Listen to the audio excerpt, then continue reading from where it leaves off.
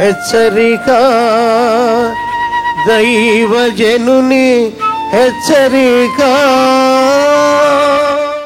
నేను ఒక్క ప్రశ్న వేస్తున్నాను మిమ్మల్ని అందరినీ. నా ప్రార్థనలన్నిటికీ దేవుడు జవాబులు ఇచ్చాడు అన్నవారు ఎవరన్నా ఉంటే చేయి చూపించండి. అన్నిటికీనా?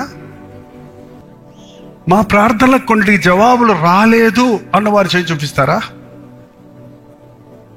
నిజమైన విశ్వాసులు కూడా ఉన్నారండి ఇక్కడ. మనం సాధారణంగా అండి అన్నిటికీ తలకాయ ఊపేయటం అనేది ముఖ్యంగా మన తెలుగు వాళ్ళకి చాలా అలవాటు అండి. మొహమాటం ఎక్కువ కదా మనకి, మొహమాటం ఎక్కువ, ఈగో ఎక్కువ. సో ఏం చేస్తామంటే తెలియకపోయినా కూడా తెలిసినట్టు తలకాయ ఊపటం, చేయకపోతే ఏమో పక్కన ఉన్నోళ్ళు ఏమని అనుకుంటారేమో, నా ప్రార్థన జవాబు రాలేదంటే నేను పాపిని అనుకుంటారేమో అనే ఎత్తకుండా ఉండటం, ఇలాంటివన్నీ చేస్తుంటారు. దయచేసి దేవుని సన్నిధిలో ఉన్నప్పుడు నేను మిమ్మల్ని అడిగేది ఎందుకంటే, నేనేమి మిమ్మల్ని మీకు ఈ రివార్డ్స్ ఇవ్వడానికి కాదు, పైనుండి ఆయన చూస్తున్నాడు. ఎవరు చూస్తున్నాడు? ఎక్కడున్నాం మనం? దేవుని సన్నిధిలో ఉన్నాం.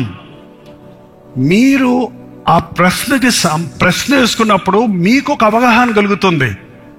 అంతవరకు నేను బాగానే ఉన్నానులే అనుకుంటాం.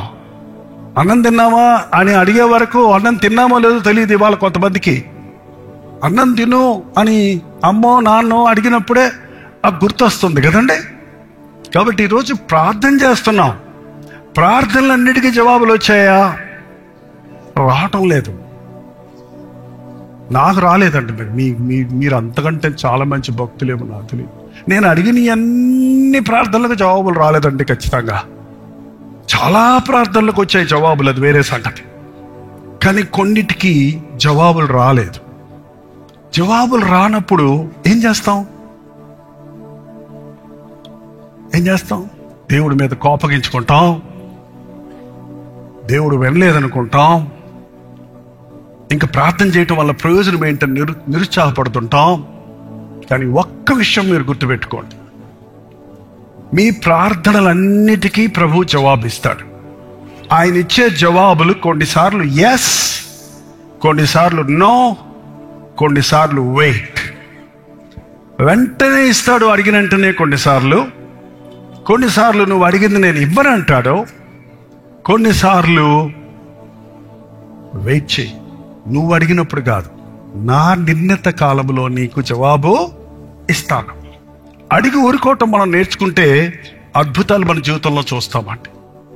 నా జీవితంలో 51 సంవత్సరాల పరిచయంలో ఎన్నో అవసరతలు ఉన్నాయి. ఆర్థికమైన అవసరతలు కానీ, మినిస్ట్రీలో వచ్చేటువంటి ప్రాబ్లమ్స్ కానీ, ఎక్విప్మెంట్స్ కానీ, ఎన్నైనా సరే ఒకటే చేస్తాను నేను, ప్రభువా నీ చిత్తమైతే ఇది ఇవ్వని ఒక పుస్తకంలో రాసి పెట్టుకుంటాను. నా డైరీలో మర్చిపోతాను నేను. దేవుడిని అడిగేశాను, చెప్పేశాను. ఒక 2-3 నెలలు అయిన తర్వాత ఆ బుక్ తీసి చూస్తుంటే నేను పెన్ పెట్టుకొని టిక్కు పెట్టుకుంటే ఇది ఇచ్చేసాడే, ఇది ఇవ్వలేదంటబ్బా అని కొన్ని ఇవ్వని, కొన్ని ఇచ్చినవి ఉంటాయండి.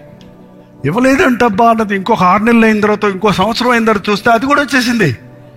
కారణం మన దగ్గర లిస్ట్ ఉందేమో కానీ దేవుని దగ్గర మన అవసరతలన్నీ తీరుస్తాడని ఉందండి. దేవుడు మనం అడిగినవన్నీ ఇవ్వడేమో కానీ, కోరినవన్నీ ఇవ్వడేమో కానీ, ఆడంబరాలకు అడిగితే, అనవసరంగా అడిగితే, నీకు నష్టం కలిగితే అడిగితే నువ్వు జవాబు ఇవ్వడేమో కానీ, నీకు అవసరమైనది ఏదో అది ఖచ్చితంగా ఇస్తాడు. ఆ విశ్వాసంతో, అటువంటి విశ్వాసంతో మనం ప్రార్థన చేయాలి. ఒక్కసారి గబగబా ఈ ప్యాసేజ్ చదివేద్దాం. లూకాసు వార్త 18వ అధ్యాయము. వారు విసుగక నిత్యము ప్రార్థన చేయుచుండుటకు ఆయన వారితో ఈ ఉపమానమును చెప్పెను. దేవునికి భయపడకయు మనుషులను లక్ష్య పెట్టకయు నుండి ఒక న్యాయాధిపతి ఒక పట్టణంలో ఉండెను. ఆ పట్టణంలో ఒక విధవరాలు ఉండెను. ఆమె అతని యొద్దకు తరచుగా వచ్చి నా ప్రతివాదికిని నాకును న్యాయము తీర్చమని అడుగుచూ వచ్చను గాని అతడు దేవునికి భయపడకయో మనుషులను లక్ష్య పెట్టకయో ఉండినను ఈ విధవరాలు నన్ను కానీ అతడు కొంతకాలము ఒప్పకపోయాను. తరువాత అతడు నేను దేవునికి దేవునికి భయపడకయో మనుషులను లక్ష్య పెట్టకయో ఉండినాను. ఈ విధవరాలు నన్ను తొందర పెట్టుచున్నది కనుక ఈమె మాటి మాటికి వచ్చి గోజాడకుండానట్లు ఆమెకు న్యాయము తీర్తురని తనలో తాను అనుకొనెను. మరియు ప్రభువు ఇట్లా, నేను అన్యాయస్తుడైన న్యాయాధిపతి చెప్పిన మాట వినుడి. దేవుడు తాను ఏర్పరచుకొనిన వారు దివారాత్రములు తన్ను గురించి మొరపెట్టుకొనుచుండగా వారికి న్యాయము తీర్చడా? లోక న్యాయాధిపతే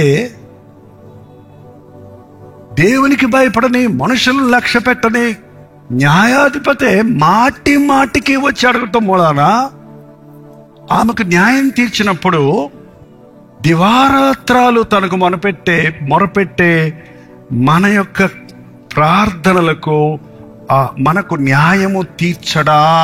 క్వశ్చన్ మార్క్. తీరుస్తాడా, తీర్చడా? ఏంటండి, ఎందుకు మన ప్రార్థన వింటం లేదు? మనం ఎంత గట్టిగా కేకేసినా, నా హృదయంలో నేను పాపమును లక్ష్యము చేసిన ఎడల యెహోవా నా మొర వినకపోవును. మీరు అడుగుదురు కానీ అవిశ్వాసంతో అడుగుతున్నారు కాబట్టి మీకేమీ దొరకదు. సరే, దేవుణ్ణి అడిగేటప్పుడు మనం విశ్వాసంతో అడగాలి. ఎవరైనా కుమారుడు చేపలు అడిగితే రాయిస్తాడా, పామునిస్తాడా? ఏంటంటే మనకెందుకు ఇవ్వడు? కానీ మనం విశ్వాసంతో అడగటం లేదు. దేవుని మీద పూర్ణ విశ్వాసంతో నువ్వు ప్రార్థన చేస్తే దేవుడు నీ ప్రతి అవసరత తీరుస్తాడు. ప్రార్థన. పరిశుద్ధుడా, ప్రేమగల తండ్రి, ఒక్కసారి నీ బిడ్డలను చూడయ్యా. నోరు విప్పి నీతో చెప్పుకుంటున్న మాటలు వినయ్యా. నీ పరిశుద్ధ సన్నిధిలో నీ కార్యాలు జరిగించిన ఆయన, నీ అగ్నిని కురిపించిన ఆయన, మా హృదయాలలో ఉన్న చెత్తను దహించిన ఆయన, మా విశ్వాసము వెడలగొట్టుము తండ్రి. మా కొరతలు తీర్చే ప్రభువా, మా ప్రార్థనలు ఆలకించే యేసయ్యా, నమ్ముచున్నామయ్యా. అపనమ్మకం లేకుండా సహాయం చేయి తండ్రి. తీరని రోగాల నుంచి స్వస్థపరచుకుని ఆయన, దురాత్మల చేత పీడించబడుతున్న వారుంటే నజరేయుడైన యేసుక్రీస్తు నామములో ఆరోలుచున్నాము తండ్రి.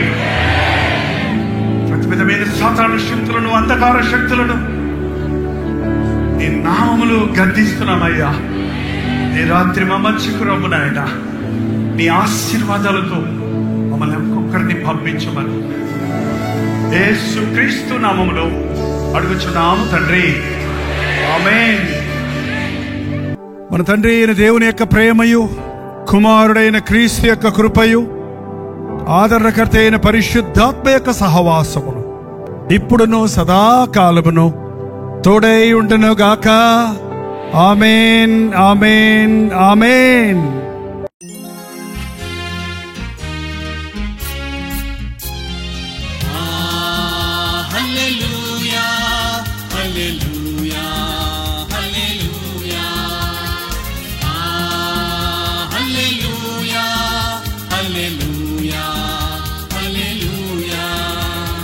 కలువరి ప్రేమే మధురం, కలువరి ప్రేమే మధురం, కలువరి ప్రేమే మధురం, కలువరి ప్రేమే మధురం.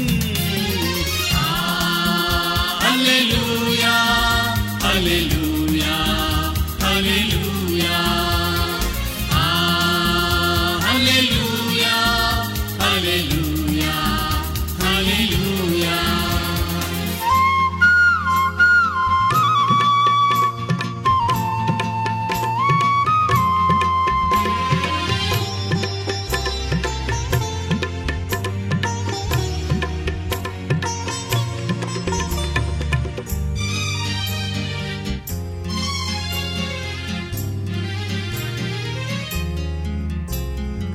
సిలువపైన విలువ త్యాగం చేసినావుగా,